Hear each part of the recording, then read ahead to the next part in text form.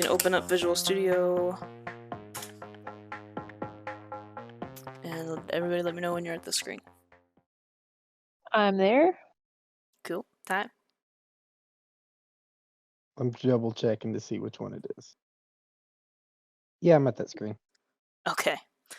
And then just create new project. Woo! How exciting. Okay, so your drop down should say all languages, all platforms, all project types. We're just gonna search for templates.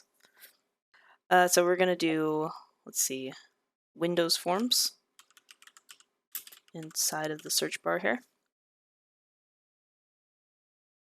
And that's gonna pull up, you're gonna see, I think you'll see 2. I'm seeing 3, but I think you should see 2. Okay.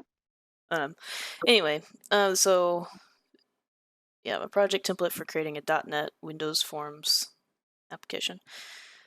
Yep, so C# is a .NET application. It's just a framework. That's the code under the code that we're writing. And it'll change some things, but it's we need to make sure that we're using the C#, and we have the Okay. C# one selected and not the Visual Basic, because Visual Basic is horrible. So select Windows Forms app C# and hit next. On the next screen, I'm going to use Pascal case for naming the project. I use that for mostly just for projects, I think. I think for everything else I use camel case. So I'm going to do hello world, no spaces.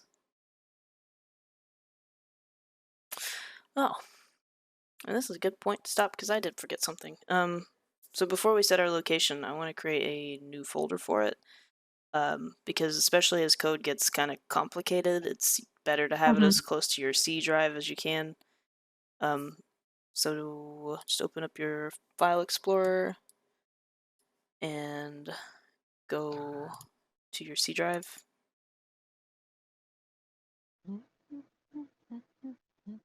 And then you're just gonna right-click, create new folder, and name it Toolbox.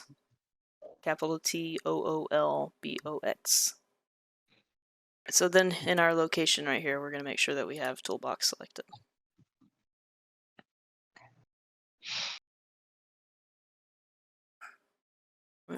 Don't need to worry about this checkbox. Solution name is good. And we're just gonna hit next. And that should create .NET 6.0 is good too, if that's what you have. Anything you have should be fine, but it should say 6.0. And then create. Did you say check that box underneath? No, don't worry about it. Okay. I'm gonna give you kind of a walkthrough of what's going on here too. So you do see the Solution Explorer on your right? Yes. Okay. All right. So Solution Explorer, this is just gonna be a layout of all of your, project files that are in your project. The top level here is the solution, and you'll see one of one project. A solution can have multiple projects in it, but we can worry about that later. It's a little more advanced. For now, let's focus on our, oops, don't do that. Our project here. You said Solutions Explorer is supposed to be all the way on the right, right? It can be wherever you want it to be. I like it on the right. Well, I can't even find mine, so. All right. So let's see. Go to View, and then it's the very first one, Solution Explorer. There we go. Nice. Okay. Let's see. So next, I'm gonna just close these so we can get back to them together. Okay.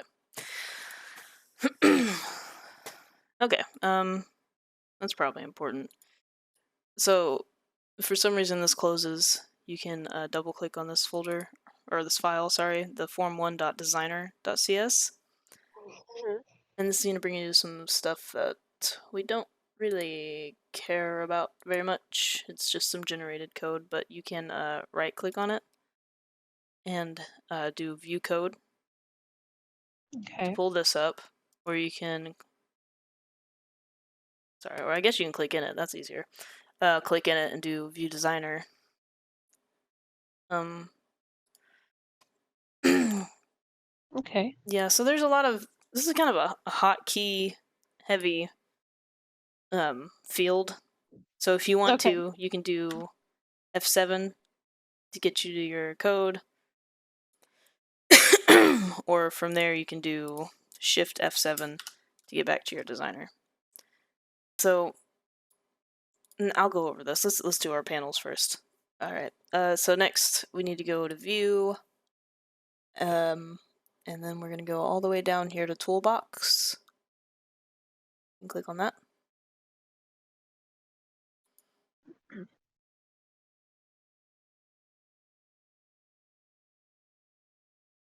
Okay. And did stuff load for everyone? It's not empty for anyone, is it? It's not empty. Okay. Definitely. Okay. No, no. It looks like yours now. Okay. So yeah. So I had when I loaded this up last week, it had nothing in it, and it made me so mad. But I just had to restart my Visual Studio, and it was fine. And that's a good lesson, because if anything goes wrong and it's not making sense that it's like code related, like just restart Visual Studio. It's probably its fault. Okay. Um. Let's see. All right. The other thing we're gonna need, we can do after this. Right. So this is our designer. This looks, I mean, exactly like an app that would pop up, right? And in this, it's storming. And in the toolbox, we're gonna have all of our kind of UI elements that I was talking about before, and you're gonna recognize some of these. You know, checkbox, button. Some of them are gonna be kind of weird, like pointer. That's okay. Um, there's a lot. There's a lot that you can put in here, and you can, if you want to, you can resize the form. And Okay. put it wherever you want. I'm gonna keep it kind of small. It's just easier to work with. And the first thing we're gonna do is we're gonna find a label. And you can either search for it or be stubborn like me and look for it in the list. It's right here under all Windows forms. It's like 20 down or something. Okay. I'm gonna drag it and drop it to the middle of my form. I need a mouse. Oof. Next, we want to see the properties on this thing. Now, there's probably a much better way to do this, but I am just going to hit F4. Maybe. I gotta click on the Visual Studio first. Now, if you're on like a laptop, you might have to do function F4 if it does something weird. Yeah. Okay. I think that's what messed me up earlier. Yeah. Definitely don't hit Alt F4, because that'll shut it down. I know that one. So these are these panels you can move around, resize. If you grab it, you can put it anywhere. I really Okay. much more comfortable with it up here. Yeah. So they might kind of get tabbed out. So like my Solution Explorer's down here now, which is annoying, but I'll fix it later. So here are my properties. Okay. So you want to click on your label, and that will fill the properties panel up with all of the possible properties you have for a label. Oh, okay. All right. And these are the Microsoft determined Customization. anyway. Yeah, because label is just something, it's like an object that Microsoft created, and they decided Oh, these are the things. that sort of thing. Yeah, basically. And this is a Windows Forms, the code under the code. You know, it's all Okay. still code, but we don't have to write it, so that's nice. Cool. Let's see. So I want to change a couple of things. Under appearance, you can go down to font, you can either highlight this 9 and make it bigger, or you can click on the plus icon here, and you can go to size. I'm gonna see how. I'm just gonna get it to fill up the screen a little more. I don't have an exact size. 35 looks good on mine. Kind of recenter it. Now it's worth noting, these all can be changed in code. What you're determining, Okay. with this properties panel is when it first loads, right before it runs any code. If you don't like change Okay. anything, this is what it's gonna look like. But if you start messing with it, from the code side, it'll look different. So the next thing we want to change, let's go down to text. Text. And we're just gonna put something. I'm gonna just put my name in, or I'm gonna put Bart in. It's my fake name.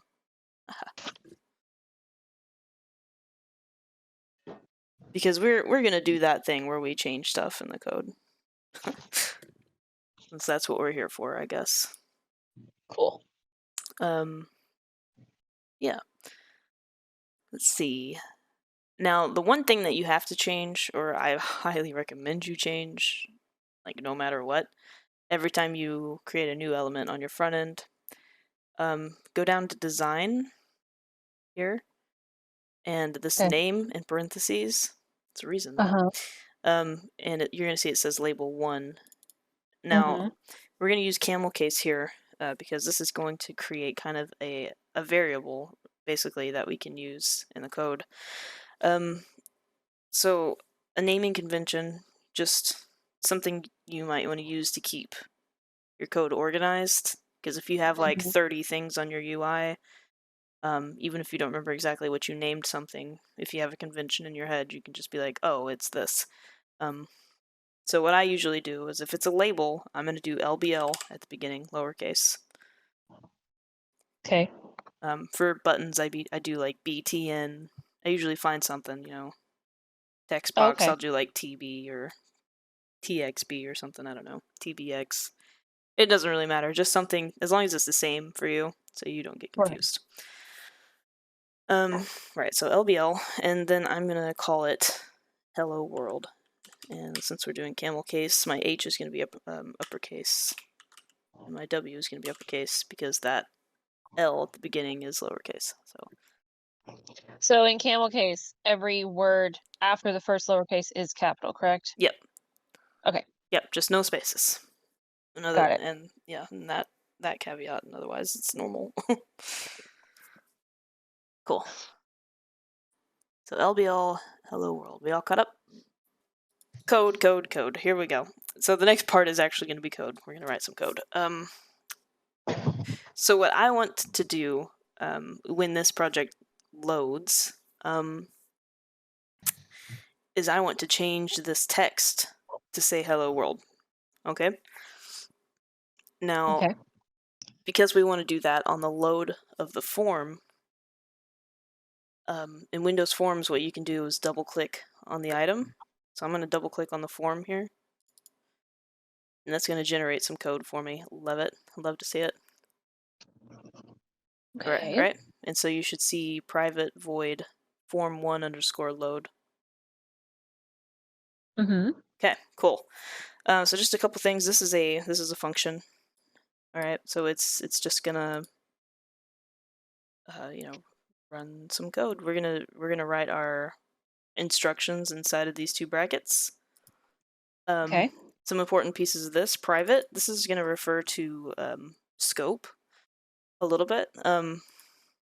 So private means that this cannot be accessed outside of like this file, basically. Okay. It's private just to this. If I were to set it to public, it would be more accessible, but void. Okay, so the second word in your declaration of a function, this is going to determine your return type. In this case, we're not going to return anything, and we probably won't be returning anything for a while, so we can circle back to that another time. So just for now, just private void, we're not returning anything. This is the name. This is the name of the element. It also uses a naming convention, which is awesome. Now, technically, this is an event, and I'm going to go over those next week. Okay. But just for now, know that the event that's being ran is it's loading. So that's why it's second after the underscore. Okay. And in form 1 is the element that it's referring to. So it's when form 1 loads. And then it's going to Okay. send some stuff that we don't care about right now either. So this is our first function. Cool. So we're just going to focus on this. This is all important too, but for another time. So next we're going to think about what did we name our label. We named it LBL Hello World. So I don't know if you saw what I did there. I used IntelliSense. It makes its first appearance. I did LBL. It pops up. Yeah. I'm lazy. I get paid by the hour. I'm going to hit tab. It fills out the rest of it. So tab fills out. Don't get paid by the hour. Yeah, the tab will just select the first item in IntelliSense. Cool. So even if I'm here, it's not going to select any of these. It's going to still do the first one.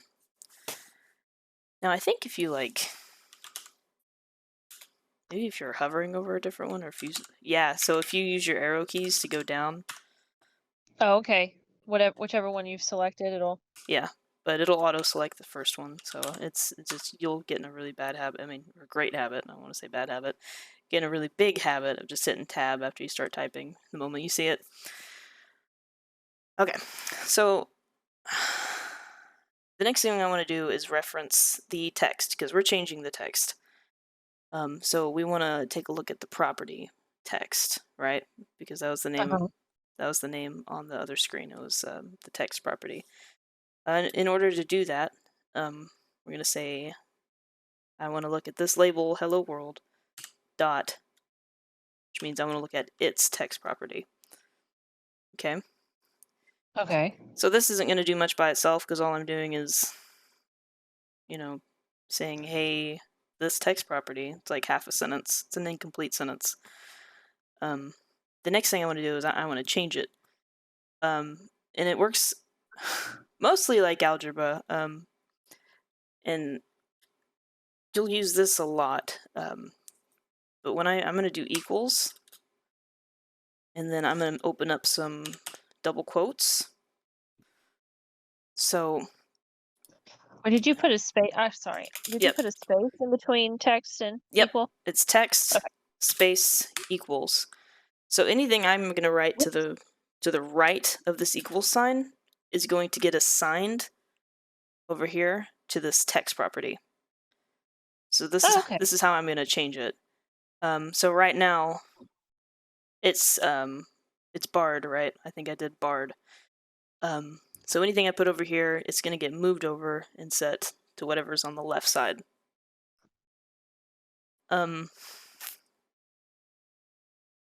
Now, because it's a string, and code thinks I'm writing code, right? In here, everything has a weird, digital meaning. Hello world is just a string of words you could say to anybody, right? So we're going to put it in double quotes, and I'm going to write hello space world. You can really say whatever you want. I can put a bunch of nonsense in here, spaces, whatever, and this is all still going to be fine. Okay. This means don't process this. This is just words. Don't worry about running anything, right? And then at the end of the line, I'm going to put a semicolon. You'll put a semicolon at the end of every line. Not every line, what's the word? Every statement in C#. So basically, what this means is, hello world, I want that to be equal to the text of my label hello world element. That makes sense, everybody? Yep. Whew. Okay. So from here, I recommend Control Shift S It's like Control S to save, but Control Shift S is going to save all of the files. So rather than just the one you're looking at, so just Control Shift S, make sure it's saved, and Okay. this should all be green. And ooh, cool. Oh, and don't change anything, but I just want to show you if you, my biscuit. If you do, Oh wait, that I don't have as much green as you do. oh, it's fine. I think I just messed with some stuff. This is just mean stuff that's been changed and saved. Oh, okay. But if you put something in that doesn't make sense, like if I just start typing in stuff, you're gonna get this red squiggly, and it's gonna throw Okay. you an error and be like, "This does not exist in the current context," right? Okay. So if you see that, that's what that means. So I'm gonna save that. The dog needs to go outside. Oh, she's okay. Never mind. Squirrel again. Oh dang. I was Okay. gonna say, are we going outside? Almost. I want to run this first, and then we can take a break. So up here where it says "Hello World" at the top, this is your build button, and Okay. just press it. This is gonna run all your code. It's gonna do all the things we've told it to do, and it should pop up your application. All I was gonna say is congratulations. Technically, this is your first project. We're gonna do some more stuff to it, but hey, you wrote some code. Nice. Oh yeah. I'm gonna kick you out. Oh come on, it was perfect. That was very good. I've been waiting to celebrate. Anyway, when I hit this X button, it's gonna stop running the code because you should be able to see kind of in the background how it says continue back here. If something happens and like you click on your Visual Studio and you're like, why does this look weird? That's why you've got it open somewhere. So just find it, close it, or you can actually hit this stop button like an old VCR. But I'm gonna hit X, close it down. We're back to normal. Whew. All right. So that was fun. But let's make it a little more spicy. We're going to go back to our design tab. It should still be open, form1.cs design. Okay. Oh, Yep, and these tabs up here, if you have like a bunch of code files open, they'll just stack up. Like if you've opened a file, it'll be here. Mine's not there. Okay, go to your code and hit, which one is it? Shift F7, or you can right click and hit View Designer. Alright, so I'm going to just drag my label up here. Boop. And then I'm going to drag down a button. So if you're under all Windows forms on the toolbox, it should be the fourth one down. okay. I'm going to just drag it below it. It'll say button. So down to under design, the name property, because this is a button, I'm going to do btn. I'm just going to call it btn hello world again. That's what it's going to do. It's the button component to the hello world process. World.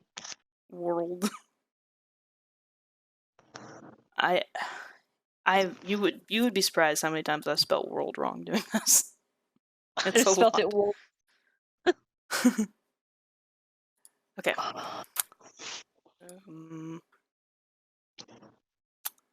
Alright, so then up where it says text button, really this can be whatever you want. Let's see, what am I gonna put? I'm gonna put change. I'm just gonna call it the change button. I'm just gonna put text. The change text in there. Gosh, words are hard.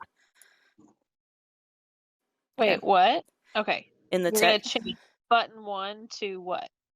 under text or name. You have Under text? Under text, I just put change. I changed it to the word change. Oh, okay. Okay.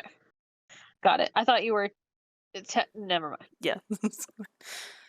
And let's see. I think you can resize this if just like, a picture or anything. If you click on the corner. Okay. Yeah. I'll make it big and fun. Recenter it. Cool. So that's all the important stuff. Alright, so once all that's done, we are going to double click the button and it's going to generate some code. So double click. Alright, so we can see this generated another function for us, right? Okay. So again, private void. Here's the name of our element, btn hello world underscore. Here is the event that it will perform. Click. Okay? Uh-huh. So inside of this block of code, this is going to get triggered whenever we click the button. So now instead of loading, well, let's leave it actually. So when it loads, it's going to say hello world. And then when we click the button, it's going to change to something else. So I'm going to just copy the code that we wrote in the load function. So I'm just going to highlight it. The lbl hello world.text equals hello world. I'm going to copy it. I'm going to paste it right here between these brackets in our click function. It should look like that. Oh. Can't right click to copy it, can you? Yeah, you can. Well, Oh. well, hold. Actually, I don't know. I've never tried. Yeah, you can. It's down here. Oh. See, I really hate these mouse pads on laptops. I just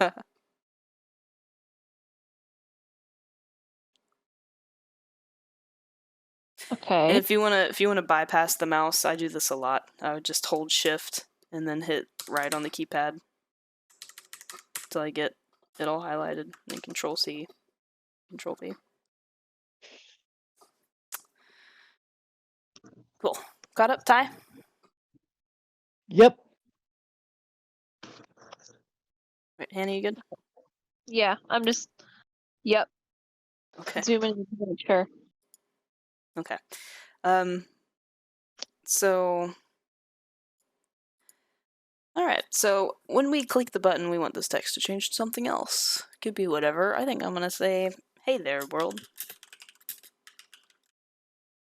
I'm gonna capitalize world just for fun. Is that a comma? That needs a comma. Hey there.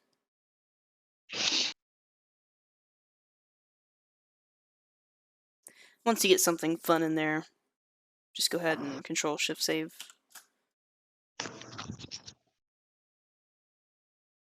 And you can run that bad boy again. Let me know when you're loaded up. Biscuit. Now how do I run it? What is it? How do I run it? I saved it. Yep. It's this Hello World. This is the name of your project, and it's got Oh, the green press play play. button. Yeah.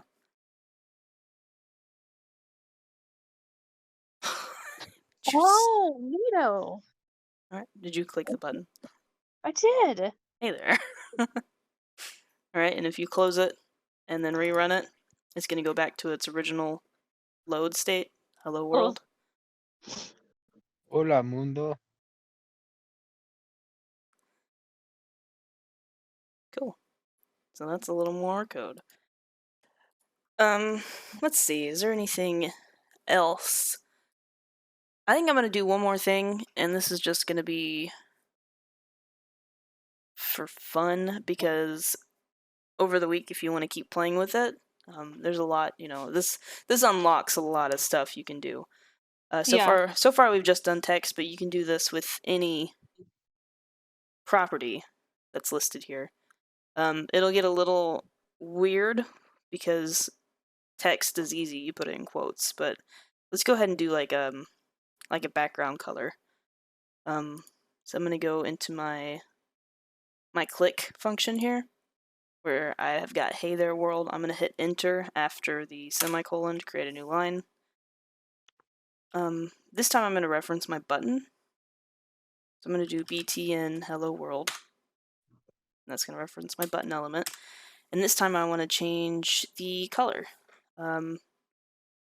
Let's see, what are those properties? there's like a fore color and a back color. I'm gonna do back color. So I'm gonna do hello or btn hello world dot back color space enter space.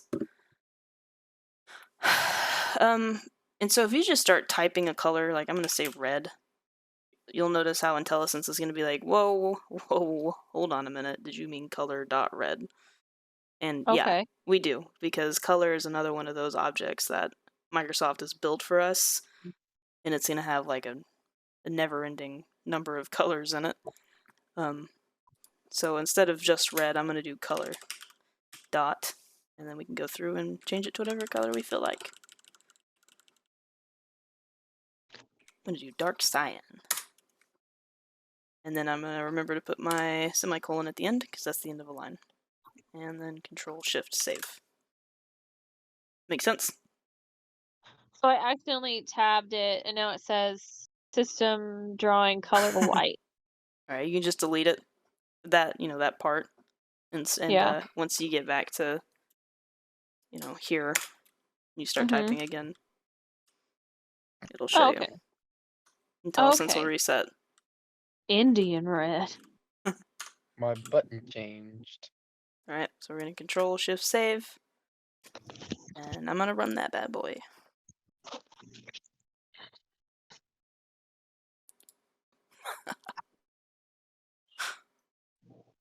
So if you don't save after, let's say you wrote that out and you don't save. Yeah. And if you hit continue, it just wouldn't include your changes, which can be really unsettling. Okay. There's nothing more frustrating than writing a simple piece of code and then it not doing what you think it should do. So I hit items. I hit save. Can I add a note? An edit, a note Is to it that? about code this time? Yeah, no, it's regarding the question that was just asked. Yeah. And your answer. I was just gonna add an additional, like what is it called? Cliff note? Is it Cliff Note? No, it's not a Cliff Note. It's like the addendum notes. I don't know, appendix. What is it?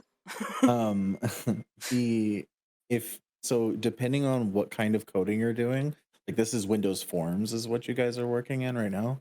Okay. Some types of coding won't let you even save make your changes until you stop running the code, and then whenever you start running it again, it automatically saves it and then runs it. That you'll find examples where it'll do a bunch of different things. So the best thing is to just get into that practice of always shift save every time. Okay. If you ever are like, whatever, like on a chat with me when I'm actually working, you'll hear the sound of me. Oh, gotcha. Control Gotcha. Shift saving like every other word. Like anytime anything is written, I'm Control Shift save. What's really fun is when then that causes all of your other stuff to start reloading. Lord. You're like, oh no. Yeah. Anyways, okay. Oh gosh. All right. Yeah, the storms are getting crazy. All right. So run it and hit your button. Nice. All right. We got some weird stuff happening. Indian red. Nice. Cool. So I got a little extra on it. yeah. Well, that's what. Microsoft 1998 is that color right there. You don't like my dark cyan? That is the worst. All right, smart Alec. What color should I use? No, it's fine. It looks great. Dark goldenrod. What is? Oh, that's write the word. Oh, that's nice. I said orange. What? It's not orange. They just say orange. Oh, is it goldenrod? It's goldenrod. Anyway, at this point, you should be like, wow, there's a lot of stuff I can do here, right? Yeah. So I would just say play with it until next Monday. Just do some stuff. You can try some things out. You might. We're going to talk about data types next week, which it'll help it all make a little more sense when it comes to setting things other than text and built-in objects like color. Because we're gonna have like true or false, booleans, and just, I don't know, we'll go over it all, but you know, feel free to try it out. If it doesn't work, just do something else, you know. But poke around, have fun, and that's all I got for the day, unless we have questions.